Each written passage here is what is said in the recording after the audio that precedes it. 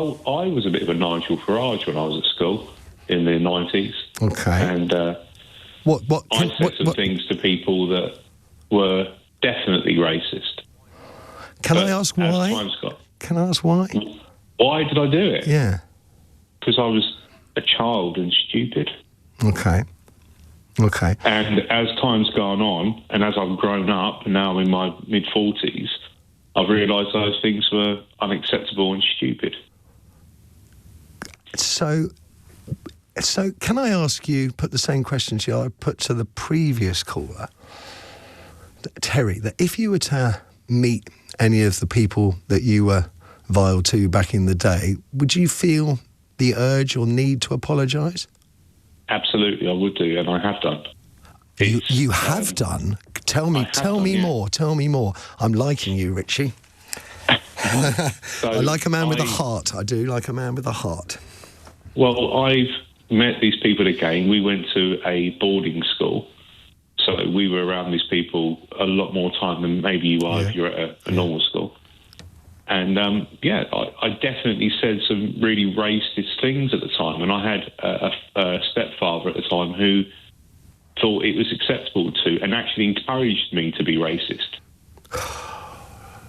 I do. I'm very much of the opinion that children have to be taught racism, and you have given a great example there, Ritchie, a great example.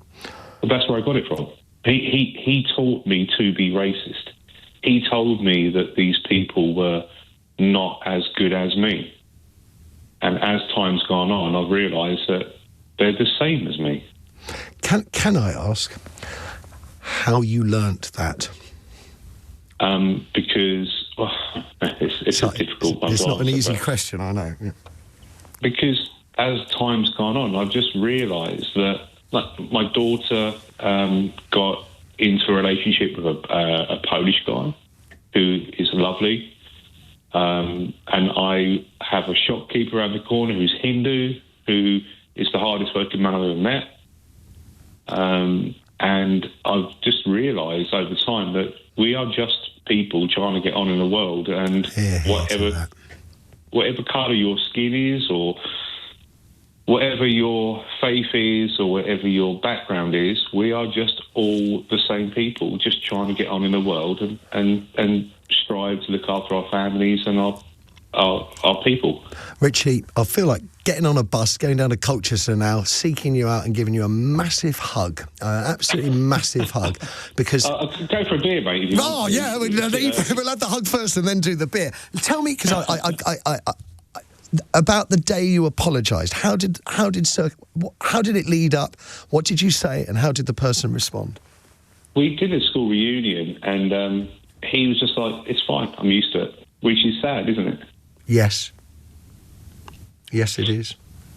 How did you feel after apologising? I'll be honest, I felt like a bit of a weight had been lifted, but also I felt more of an idiot. Why? Because I was just ignorant, wasn't I? I was just a silly young boy who... You've been poisoned by your stepfather. I wouldn't bring on... What's it for me to say? But I don't... It doesn't say... Yeah, you were poisoned. You were groomed, is one of the words we use, to have these thoughts. And It just gives me... And I can't tell you how many messages that are coming through about you at the moment. This caller gives me hope. Yeah, I have tears in my eyes, says Alison. Previous caller Terry should take a leaf out of Ritchie's book. Ritchie from Colchester is brilliant. These are the messages that are coming in now. And I agree with every one of them, because to me, being a man, being an adult, is about facing up to the things we've done wrong and putting them right. And when I hear people like yourself doing it and having the cojones to do it on the radio, I think I can say that, and having the cojones to do it on the radio makes my heart leap, Ritchie. Can't put it any other way. Makes it worth getting up at 4 o'clock in the morning to hear people like you. Hi. Evening. I'm not going to say what should happen, but I'm going to comment on the previous moves by different actors. Okay, Zelensky and Trump agreed on this proposal for 30 days. They didn't consult Putin or Russia at all. So they can't expect Putin to accept it straight away. Because Putin was, in my view, the only adult in this particular circumstance. All others are kids who are screaming and shouting. His answer was really mature. He said, let's see what brought this all about. Why did this war start? And Marco Rubio, when he first met in Saudi Arabia, met Russian delegation, he admitted that this war is a proxy war between America and Russia. So if it is a proxy war... I don't think he did, Josh. I don't think he did say that. He did. Check it, please. You think that Marco Rubio said that America is involved in a proxy war with Russia? Yes. The only thing is Trump didn't start it. It was, I think, Obama who started it. Victoria Nuland and others invested billions of dollars into this coup. The war was started by Vladimir Putin launching an invasion of Ukraine. Can we agree on that? It was not invasion. It was defense of the Russian-speaking population. Oh, Josh. Oh, Ben. This is just Kremlin. You're a Kremlin. You're a Putin. I'm not anti-Russian. I'm anti-Putin, sir. I'm anti-Putin. Right. Josh, I'm anti-Putin. I am very, very resolutely anti-Putin. And I tell you what you are, sir. I know why, but tell me. Josh, if you let me actually get a word in, I tell you what you are. You are a Putin apologist. No, you are a hater of Russia. I'm a hater of Putin. I think, of course I am. Any politician that has their political opponents murdered and butchered and disappeared and locks them up, any dictator that represses their own people and invades sovereign countries is someone who I absolutely despise, Josh. I struggle to understand why you don't, sir. Well, let me speak and I'll explain. Go on. You've done a lot of speaking. Please carry on. Impose your view. No, you Josh, can't impose your view. Josh, who cares what you think? I ask you questions, this is a call-in program. This is not your And what personal... you're doing is ranting. You're not having a conversation. You're ranting. Well, allow me to speak and I won't rant. Please, far away. Okay. So Marco Rubio said it was a proxy war between Russia and America and Russia. So he admitted who was to blame. NATO wanted to expand. America wants to create a new sphere of interest and exploit Ukraine, which shows now with this Earth deal. So that's America's business. Everywhere in the world, they stage coups, they occupy and exploit countries like Iraq, Libya, Syria, everywhere. So it's American initiated war. Right, but so this wasn't a Russian-initiated war in your view. No. They are defending their country. Right. Which country are they defending? Russia. And that involves invading other sovereign countries, does it? In the name of defense. They defended their own population Josh, let me ask you against the onslaught of the fascists in Kiev. Josh, let me ask you this. The women and the children of Ukrainian towns and villages like Bucha and Irpin, what threat did they pose to the Russian people? Well, that was invented. It was not a Russian who did it. Oh, Josh, get off the radio. Get off this show. And don't ever you dare call me again. I don't want to talk to you ever again. We can have a conversation when you are claiming that Russia didn't butcher children, women, men, pets in their homes, as has been completely, comprehensively confirmed by various independent outlets and organisations. You are a Putin apologist and you are an appeaser for war crimes, I'm afraid. And don't call me ever again, because I'm happy to have a conversation. I'm happy to have a conversation even with people who think that this was somehow a defensive war. We can talk about that. But if you are going to whitewash massacres of innocent people by Russian forces at Putin's bequest, that's not something I'm willing to engage with, I'm afraid. Well, I am really concerned for my offspring that we are going to lose our religion and our Britishness. And it's got to happen. It's got to happen? Yes, well, if may I think Sir Winston Churchill can explain it better than me. And he's I think were wise words. Mm-hmm. When Muslims are in the minority, they are very concerned with minority rights. When they are in the majority, there are no minority rights. And that was the wise words of Winston Churchill. I will check the wise words of Winston Churchill on that particular point, Lenny. Yeah, please do. But there is absolutely no suggestion, even if that were true, that there is going to be a majority Muslim country anytime soon here? Well, I mean, the way the country is going, the Muslims already have priority over the indigenous people of our country. What do you mean by that? Well, it's two-tier law, isn't it? What does that mean? There's double standards In with what our way, law then? and order at the moment in favour of the Muslim community. Right. Tell me in what way, sir? Well, if you watch, it's every day.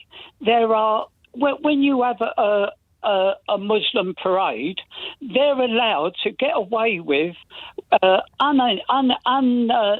arrest, nothing, and talk about their religion and the infidel, what they want to do with the infidels. Which parade is and this, then Lenny? when it comes to an English parade by patriots of this country, they're treated totally different. Lenny, what parade is this that you've seen where chants about the infidels have been let out? Well, when you see it, on a Saturday, nearly every week in London and the cities. When you see, we are only the basic religion of an infidel is that when when possible, and they preach to kill infidels. Lenny, you're right. There are people who use an extremist version of Islam, we normally call it Islamists, who preach some horrendous things about jihad and infidels and all that kind of stuff. Normally they're picked up by the police. Too often they're able to find a loophole or two that keeps them out of the prison cell for a long time. But the police are putting people like that behind bars. Not often enough, Tom. When you look at the But what about any of this, Lenny? By the way, the remark you attribute to Winston Churchill, I'm quoting here, Lee Pollock, the trustee and advisor to the board of the International Churchill Society, says, of the quote that you just gave, Lenny, it does not appear in any of his many books, articles or speeches, nor is there any attribution from a witness that he/she heard him say that. Well, I personally read something by Winston Churchill, and I thought right. I'll save that for one day because that will come in handy. And it's something that the trustee and advisor of the board of the International Churchill Society has not read? Okay, well, put it this way then. So you might be wrong. Do you think you might be wrong on that quote? Well, if I am wrong, I am saying it because when you go to a Muslim country, you haven't got no rights. Right, so you haven't. Just to be clear, you are now not ascribing that quote to Churchill. You're telling me that you are saying it as something that you believe to be true. Well, when I read it, it was signed by Winston Churchill, and if he didn't say it, if he did not, it was signed by Winston Churchill. My fear. You saw it online, didn't you, Lenny? And you saw a signature of Winston Churchill underneath that quote with maybe a picture of Winston Churchill in the background. And you, in your head, you've said, "Oh my God, Winston Churchill signed this off and put it as a meme on Instagram." Well, all right. If we agree to disagree on that, but I will say, you go to a Muslim country. When does infidels have the same rights as a Muslim? What do you mean by infidel? Non-Muslims have the same rights. There are 27 Muslim countries in the world that nobody else but a Muslim can buy property or land in them countries. Give me one of them. Well, a lot of them are in Africa, and give me one. Hold on, which one was it? Well, it was the same one that was underneath the Winston Churchill post, probably. No, it wasn't. Let me.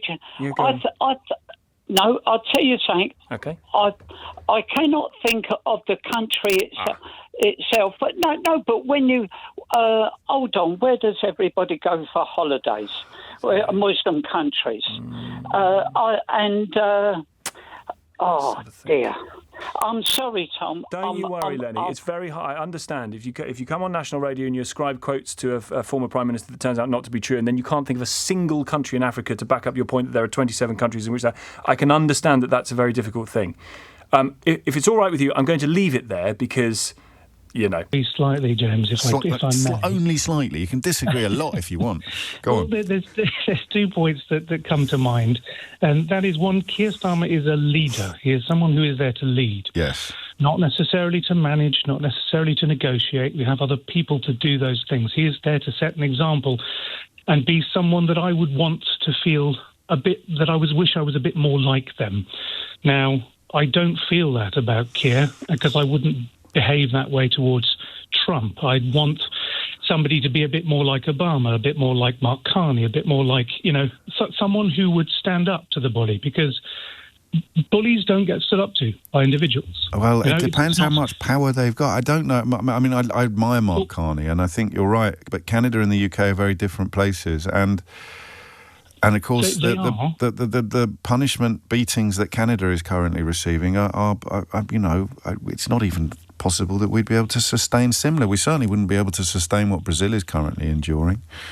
But, and I agree with all of that, but then again, you don't stand up. It's only once you start standing up to the bully that eventually enough people stand up and the bully gets taken down. He can't be taken down individually. It has to be by collective action, by a group of individuals who get together, and together they are stronger than the bully. And that doesn't start with everyone kowtowing to the bully. No. You've got to be in a position where everyone who you want to be like, as in, I want to feel like I wish I was more like that person, because they have stood up to them. They have started this ball rolling. There will be punishment. There will be difficulty, but I can get behind a leader like that. Whereas if you're telling me, well, I've kowtowed, I've grovelled, he said he won't be bad to me. He said he won't take my land. He said he won't invade. He said he won't this. He said he won't that. We'll be okay. Don't matter about them. They'll be, no, I don't want a leader like that. I want a leader that I can get behind, even if it's difficult. I do too. I know. I could, if you were here, I'd grasp you like Eric Morecambe grasping Ernie Wise and give you a big kiss on the forehead. Because I agree with every single thing you've said, and yet somehow I disagree at the same time. I've also got Brexit bouncing around in my brain at the moment, because I wonder whether, absent Brexit, if we hadn't done that really stupid thing, which of course Trump recognised as an act of enormous self-harm because a weakened UK suits him down to the ground, then Starmer could have played a role a bit like the one Gordon Brown played during the international financial crisis. But we've got no friends. But wasn't Brexit? There's no one we can call. A failure of leadership? Yes, Brexit was a huge failure of leadership, but it has left us completely isolated, and it's left that, I would argue, if we were going to get academic about it, that even if Starmer wanted to be the man that you describe, and I'd much rather be led by that man, and I oddly think Keir Starmer is probably capable of being that man, but not in this context. It's a bit like, after Brexit, you decide you're going to stand up to Donald Trump, so you get your contacts book out, and there's no one in it anymore. That's true, but I mean, and this is very much a feely thing, Yeah, I feel what you feel. Doing that, yeah. I would attract those people back. They would start to say, oh, actually, here is something we agree on. We disagreed on Brexit, but guys, we need to get together to take action on this big threat that is affecting us all. Let's step in the right direction. If they look across and they say, well, look, they thought they'd do better with Brexit. Well, that's obviously a lie. And now they're sort of kowtowing. This doesn't bend, this doesn't get me going in the right way. I would think you would start new alliances, new allegiances, new sort of, you'd collect together this group of people who eventually would be strong enough to take on the bully. And you have to start somewhere. I'm just not seeing that at the moment. It's probably better in the short term for the country, financially, in other ways. But since when has that been what you want to get behind and believe in? What if Keir Starmer adopts... So I'll tell you, the leader that you're describing, actually, is Sadiq Khan at the moment. The Mayor of London has spoken out in the strongest of terms about who Trump is and what he represents. And Sadiq Khan is able to do that, but I don't think he would be able to do it as Prime Minister. I don't know, of course. It's a counterfactual, but I don't think that he would. And as you say, it's feelings you're describing, and that's why I've been at pains, and I possibly have failed this morning, to explain that offering up warm words makes me feel awful. I've used words like curdle. It's a hideous position to be in. It's why I've played out all these clips. But standing up to bullies is not always the answer. I'll say it to you, Cam. I'm flashing back now to 1986 in North Yorkshire, when a housemaster said to me, you must always stand up to bullies, and I said, what if you're the bully, sir?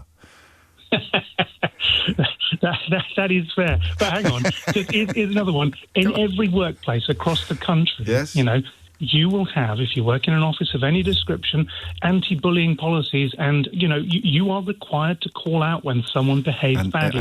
It is the only way to change behaviour. Except most people won't, and the only people that will, with a few glorious exceptions, will be people who are potentially more powerful than the bully. And you're right, you can make your own power by making alliances. Yes, I mean, look, my pendulum's not swinging, because I don't think he has any choice, but my God, I wish he did, which is probably the point of agreement between us, except you're a little bit closer to thinking that he does have a choice. If Putin was the bad guy you say he is, he would have taken Georgia. You don't think Putin's a bad guy?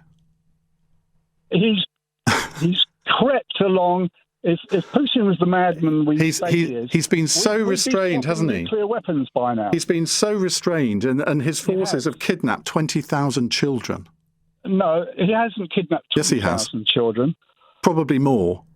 All right, back in February, when Ukraine and the first round of negotiations between Ukraine and Russia, Ukraine could only come up with 359 names of kids that they were looking for out of the supposed 20,000 you just quoted. Well, that, I'm afraid, again, it's complete fiction. Names? It's complete fiction, because we know that there are thousands of Ukrainian children that have been taken into Russia and have not been returned. And if you deny that, James, I'm afraid you're as culpable as anyone in this. I'm not. What I'm saying, they came out of the eastern regions where an awful lot of those 20,000 were Russian-speaking kids. Oh, so it's okay for them to be kidnapped? They want, they're speaking Russian. No. They were taken from their homes in all the different parts of Ukraine, but you're right, in the Donbass as well, Russian-speaking area, and they were taken into Russia. Now, if you don't consider that kidnapping, I don't know what you would describe it as. If you're telling me they were all kidnapped when a good few thousand of them were found in Germany, but nobody ever mentions that. Found in Germany? A good number of a good couple of thousand kids were found. So it's probably NATO that kidnapped them then, was it? I'm not saying that. Everyone, check out for yourself. But yeah. Yeah, well, I think finally I've silenced you. Thank goodness for that. I just wanted to call in regarding the question you asked about would we fight for our country? Yeah. Now, just for context, I am 25 years old, I'm from Manchester, and I am mixed race. I'm half Pakistani and I'm half English. Yeah. Now, when I was ending my time in high school, around 14, 15, 16, I was heavily considering a future in the armed forces. Yeah. I wanted to go to Sandringham, train as an officer, and that was dead set on what I wanted to do. Mm-hmm. Now, at that same time, the Brexit conversation was starting to become big in the UK. You had UKIP really coming to the forefront, and I'd always described myself as a very patriotic person. I was raised by the white side of my family. I considered myself British, English. If someone asked me where I was from, I would say Manchester. You know what I mean? Even when people I'm a Salford boy, you would say.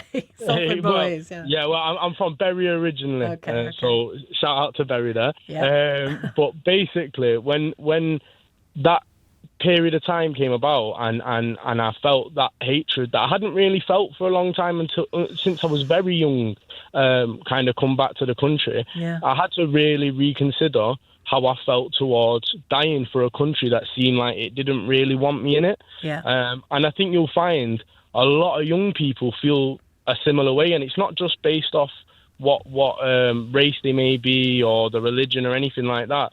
I think just a lot of people look at the people who've had control of this country for the past 15 years and go, well, they don't care about me. You know what I mean? Like, we have no public funding for all the important things. So if they don't care about the NHS, they're not going to care about a soldier they're putting on the front lines. Do you understand what I mean? Yeah. And did you hear my guest, Major General Tim Cross, saying that he regards leadership as being about service and care, first of all? Definitely. And you feel that service and care is absent for young people from the country that they live in? I could not agree with the Major General more, especially when he was talking about, I can't remember exactly what he said, but it's around the apathy that young people feel towards this country at the moment. I mean, the irony of it is now, 10 years ago, I was looking to sign up and die for my country, and now I'm trying to get an Irish passport because I don't want to be a part of this country anymore. I mean, I've always been a politically... Is your mum's side of the family Irish? Well, my grandparents, their heritage is Irish. Were they born there? So, no, unfortunately, that's what I mean. I'm in the process of... I know. And this is what my worry. Basically, I'd like to move to Spain to just try and find better opportunities and maybe a little bit of sun. And I can't do that because, again, the people who lead this country decided to rile everyone against minorities and get us out of Brexit. Yeah, get us out of the EU. Do you know what I mean? That's just, your experience is so interesting. So you're talking about over a decade ago, pretty much now, aren't we? 2016. So you would have been a teenager then, and in that decade, your sense of belonging to the UK has it died completely? It's completely evaporated. I'll be honest with you.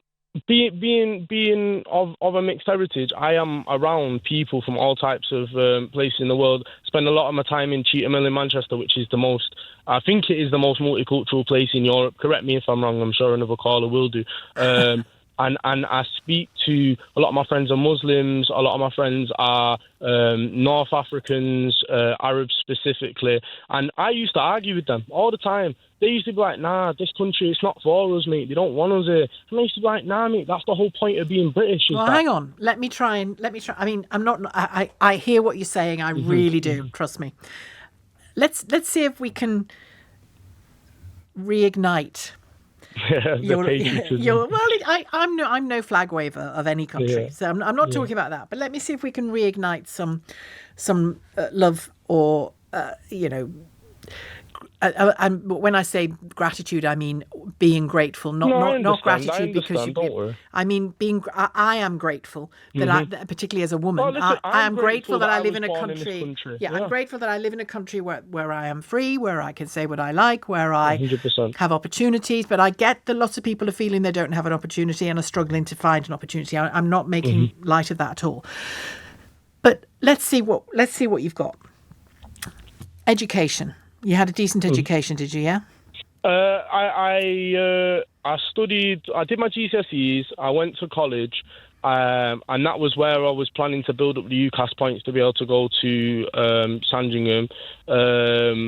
At that same time, where my faith in this country kind of dissipated, my faith in the education system, my faith in the opportunities that were available. I'm from a what you would probably describe as a lower income family. And at the time, especially under that Conservative government, it started to feel as if anything I did would be pointless anyway. Who or what made you feel that?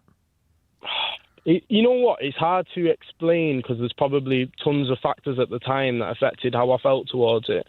But I just felt that there was a lack of opportunity, especially for people such as myself. And I'm not trying to cry, pull the no, and I'm not. A lot of the bigots will say I'm trying to do. No. I think your conversation is fantastic. I'm not trying to say that you're a moaner. I just think it's because I don't think you are. You don't sound like a moaner at all. I think it's really easy for us all to forget what we have when we're struggling to get the next thing, or some doors are being closed in our face, which clearly is how you feel, and have experienced perhaps. I'm not saying you're a moaner at all. I'm just trying to get a sense of when you lost that sense of there being opportunity, what was it that was happening around you that made you think, oh God, there's nothing here for me? I think it was just mainly because of how interested in politics I was at the time, and I could see all the effects of austerity that, you had statistics like 150,000 people died as a result of austerity. Just the idea of that in my head, that in this beautiful country that I've been defending to all of my mates for years, anywhere in the world I will go, I'll tell them this is the best country in the world. And then we let 150,000 people starve because of austerity. Like, what is this as a nation anymore? I thought we were supposed to be the good guy. Like your last caller there, he's talking about how we're a kind nation and we're this and we're that.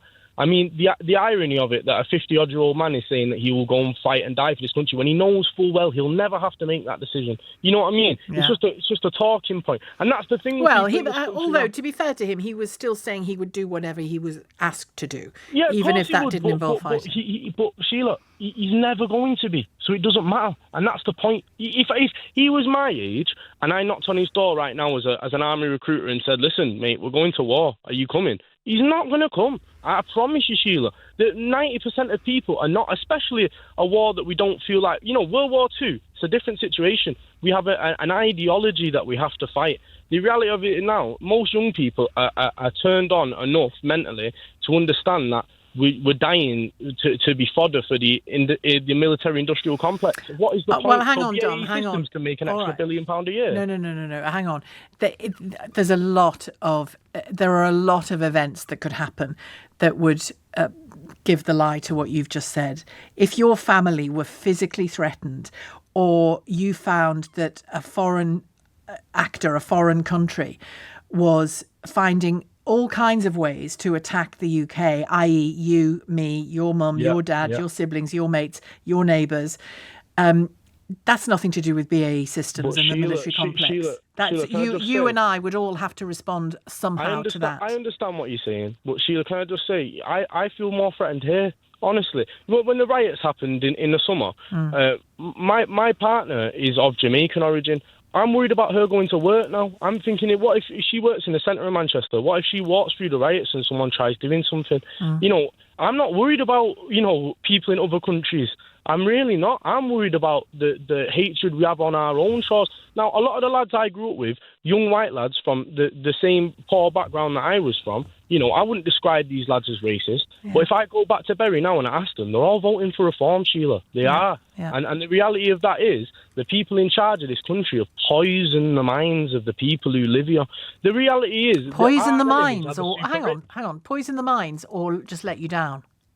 Well, I think they're two very different things, aren't they? I think first they let us down, and then to hide the fact that they've let us down, they point towards you got to make a scapegoat of someone, innit? So clearly, it's the brown people, it's the immigrants, it's these people. They're the ones that are the problem. Or Western values. Oh, that's the issue. It's the people who don't support Western. Hang on. Of all the political parties, which is pointing to those more often than others? Would you say? In terms of which is brown blaming faces people the most? And blaming people, yeah. Well, it's reform and to a lesser extent the Conservative government. I mean, the last Conservative government. And yet you're telling me that Bury is turning towards them. Young people like you in Bury are turning towards them. Yeah, but there's a famous quote. I can't remember who said it, but and I'm paraphrasing. But it's you sound like me. yeah, there's most of us in it, just making it up on the spot. But no, there's a famous quote. I'll paraphrase, and it's something along the lines of, when the current idea doesn't work, the next idea will be among notes just laying around at the time. Do you understand what I'm saying? So there's nothing new under the sun, maybe. Is that what you're thinking of? It's along the lines of that. There is actually a quote. I heard it on Gary's Economics, a YouTube channel that I watch. But the reality of it is, if the current system doesn't work and the people within that system feel dejected, they will just pick whatever is the next biggest voice being shouted. Right, so I am convinced I have ADHD. I'm an absolute nightmare. I've been fired from every job I've ever had from 19 because I don't want to be managed. I want to be left alone. I can achieve. I'm a really high achiever if I'm left alone. People don't leave you alone. So at 53, I start my own business and it's great because... I can do it my way. So, yes, I felt suicidal in my 20s. I've had periods of depression. But I was taught you work, you get a job, you work, do something, do anything, work. Don't sit at home. I've laid in bed for days on end feeling sad and sorry for myself and really, really down. But that is not good for you. Claiming benefits, shameful. You should feel ashamed. They can help you for a short time, I agree, but you cannot live and have generation after generation getting a house. My niece, my big fat niece, always talk about her, has never had a job from 18, she's 36, never worked. Then she has a child. Sorry, Andrea, I'm so sorry. Andrea, sorry. Not to tread on family landmines here, But did you just describe her as your big fat niece? Yeah, which she is. Lazy, useless, does nothing. But, she's got issues. Yeah, her mother told her probably she had issues. She should work. She can walk dogs. She could clean old people's homes. She could do something. Everyone on benefits should be doing something to, achieve... to do something. You can't just be handed money and said, here you go, have a load of money and just sit there and we'll fund you. Because it's not fair. Everyone can do something. Well, I do struggle, but I do something. I try. I always keep trying. It's not fair that people's... Oh, gosh, Andrea, you really are. I mean, you're very angry. It's not fair that people have their lives ruined by conditions that they're out of their control. That's a great, great unfairness. And it is very debilitating for people, and that's why I'm obviously perfectly comfortable for paying taxes to help people be caught by a safety net of cash if they need it.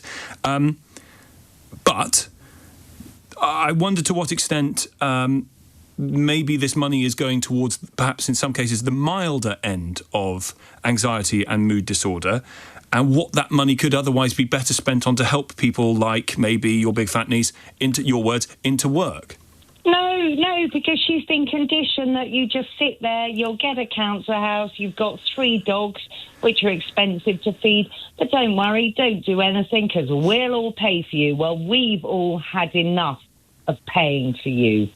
That's what I'm trying to say, that we're all suffering, we're all struggling, we've all felt low, we've all felt like we can't cope, but enabling and paying for people to do absolutely nothing and help no one is not good, in my opinion. You have your own example of your niece, which clearly informs your view.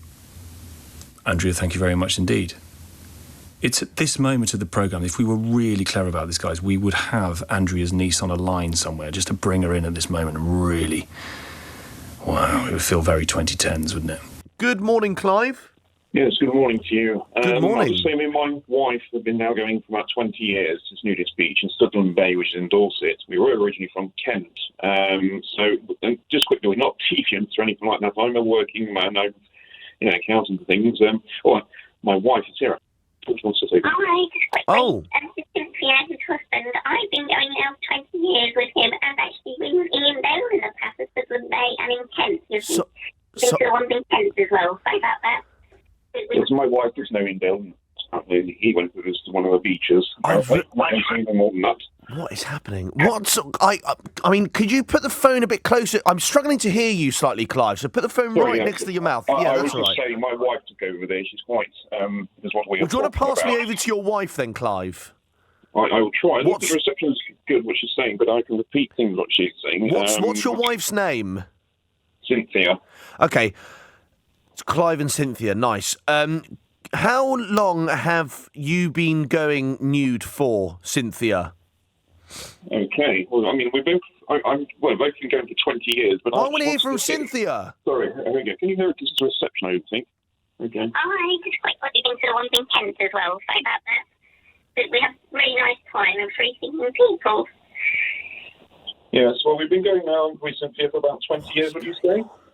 Hi, just quickly, this is Cynthia, his husband. I've been going now 20 years with him, and actually we were Iain Dale in the past at Studland Bay and in Kent, you think? Yes, okay. Can I, and I'm not being rude here, Clive. Yes. Are you doing a voice for Cynthia, or is Cynthia real? No. Can you both speak at the same time? I think it's just because of the signal. Yeah, no, don't worry. But I'd quite like you both to speak at the same time, if possible. I don't mind talking for her, but the thing is, like you said, she is a bit nervous. That's fine, but if Cynthia's standing next to you, then why can't you both speak at the same time? Do you want to talk at the same time, or will we be interfering with LBC signal? What do you reckon? No, I'll talk to you. It'll be absolutely fine. I've checked. Yes, well, like I said, I think it's okay, darling, but don't get nervous now. But yes, I was just saying that... Can you ask Cynthia, what was the last nude beach she went to? Well, we went to Studland Bay, which was recently, both together. Well, didn't we? I can talk for her on that one, but you like which one? Sorry, about Dawlish. She went to the one in Dawlish, in Bolton, and in Devon, and that was about 2 months ago, would you say? Yes, 2 months ago. And what does she think about? What does Cynthia think about that? And she thinks it's beautiful. She thinks everything's beautiful. Well, I'd like to hear what she has to say. Just, I mean, the last word to Cynthia. I won't keep bothering Cynthia, but could you just ask her lastly what she made of it? Out of 10, she thought it was a good 9. But how is she telling you this? Can you ask her? I'd like to hear Cynthia's voice.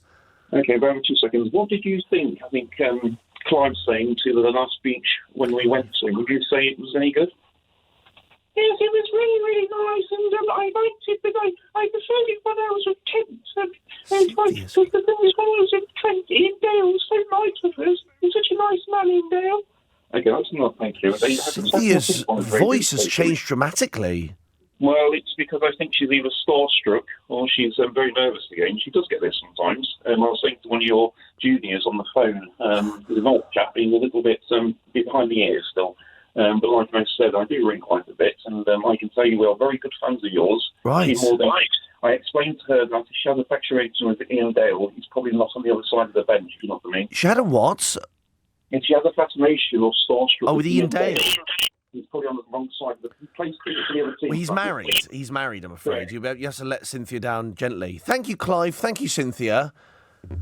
Wow, it's an interesting morning, isn't it? Hiya. Well, I'm actually annoyed with this hypocrisy. I'm going to tell you why. Charlie Kirk himself, said that empathy was a new age word, and he said that mass shootings were acceptable if it meant he could have his Second Amendment after Sandy Hook and all that happened.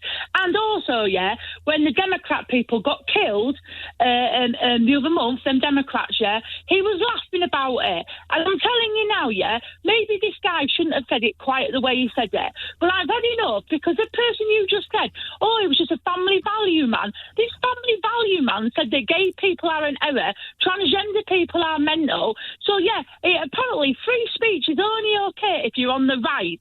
Apparently, if you're on the left, you're not allowed free speech. You've got to be some sort of upstanding citizen. Well, I've had enough of this hypocrisy. It's so hypocrisy. It's ridiculous. Is it not true though that Charlie Kirk's manner of expressing his thoughts and feelings was? Also, he was polite and but a racist, So you're talking about white replacement theory that black women in particular, were not clever. But it's all right as long as you do it politely, So I tell you what, then, let's all be. This is how middle class people get, like Farage and all that, get into power. So what? Because they can do it politely? Is that how it works? Because I've had enough of it. We've got Tommy Robinson March right now doing all their thing, but that's okay. That's freedom of speech. That's freedom of speech, Mm-hmm. I'm sick of it. I'm sick of it. Do you know what, Vanessa? I've had enough. We either have a line that freedom of speech has got responsibilities, which I wholeheartedly agree with, right? Mm-hmm. Or we don't. We've got people like Graham, that guy that you spoke to. I bet he'd been fine with Graham Lynham making jokes about transgender people, The other week we had this right uproar about that. Apparently one Oxford person saying that. Are you having a laugh, mate? I've had enough of it. We either have it all or nothing, or we have equal for both sides. I appreciate the call, Abigail, and I appreciate the call. I appreciate your passion, absolutely, and I appreciate that you stand at the end of your tether, and you have put yourself over brilliantly with conviction, with passion, with eloquence, and with fire. It's been great listening to you. I think no, absolutely not. No bank holiday. I don't know where everyone gets this. The whole country's behind the women's football. I don't watch it. I'm a massive football fan. I'm a Chelsea fan. I can't watch women's football. End of. And like most blokes who I talk to, no one watches it. No one's interested in it. How many St George's flags have you seen flying out of our houses or cars? No one's interested. But wouldn't it be nice if we were interested, Graham? Listen, I think most people like me, most blokes who are football-minded, are sick and tired of having women's football thrown down our throats. Well, you turn on the telly, there's always women. Listen, I've got nothing against women's football, but give them their own channel. Give them their own commentators and everything. But they won't, because they don't want to watch it. And as for the hospitality... But people do want to watch it, Graham. Sorry? People do want to watch women's football. Yeah, but not like the whole country's behind you. No, they're not. No, I won't be watching it. Why? And I'm a massive football What else are you doing? I'll be probably working. I'll probably work. Do you know, I mean, you say no one's watching. Graham, 10 million people watched the Euro semi-final. Right, yeah. Which is it's a lot of people.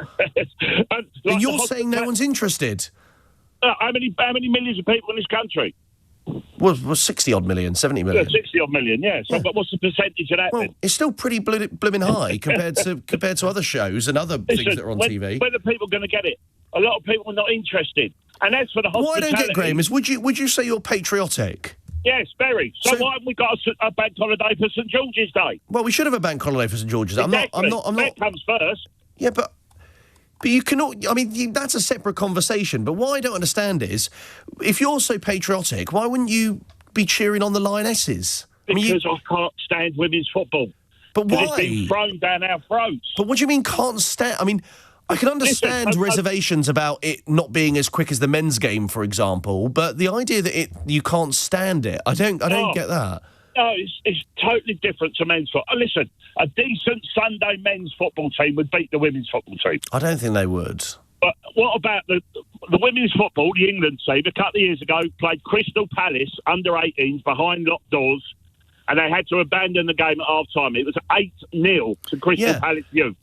But do you not think, Graham, it's had a lot more attention since then, and also women aren't often... Only because it's been thrown in our faces. But the hospitality thing. Listen, the pubs weren't open till 1 o'clock. Who do they think goes and watches women's football? It's young kids and girls. They're not interested in going to the pub. But hold on, Graham. I think there's an argument to get people interested in women's football. One of the reasons why the women aren't at the same quality is also because it's not taught in schools. Right. So would you not support women sort of being able to play from a younger age and then the quality goes up? Because people always cite that Crystal Palace example, which I do understand, but I mean, you know, they can only improve. You can only support women's football so it gets better, no? No, not interested in it. Not interested in it at all. What else are you doing tomorrow night, Graham? I'll probably work, mate. I'm a London black cabbie, and I'll probably work rather than watch that, like most men. But what I don't get is because Graham, I'm an Arsenal fan, so obviously I support a much better team than you, so I've got a different perspective. But what I don't get is, I mean, if football's, I'm not. You're right. Compared to the England men's team, I'm not going to be as invested in each player. I couldn't name you the whole England Lioness starting 11 if I'm being honest. But I'll still watch it and cheer on England. It's like the same. I'm not a rugby fan, but if the Six Nations are on, I'll watch it and I'll cheer on England. Yeah. Yeah, I would. The men's rugby, anything to do with the men. But why wouldn't that extend to the women's sports? No, because you don't get it. People in this country, men and football fans, are fed up with this being thrown in our faces. Women come. If Match of the Day's on, and a woman commentator, I turn it off. I can't listen to that voice. I can't give them their own channel, but they won't because no one will watch it. But what do you mean you can't stand their voice? But all women. Yeah, I can't. They shouldn't be in the men's game. End of. Are you married? Are you married to a woman, Graham? Yeah, I am. She feels the same. What? She doesn't like any women's voice? No, not on the football. She agrees with me. She's not really into football, but she'll sit there and watch it. Okay. Thank you, Graham. No good luck to Chelsea. I hope they do appallingly next season. My brother's a Chelsea fan, so there we go. Thank you, Graham.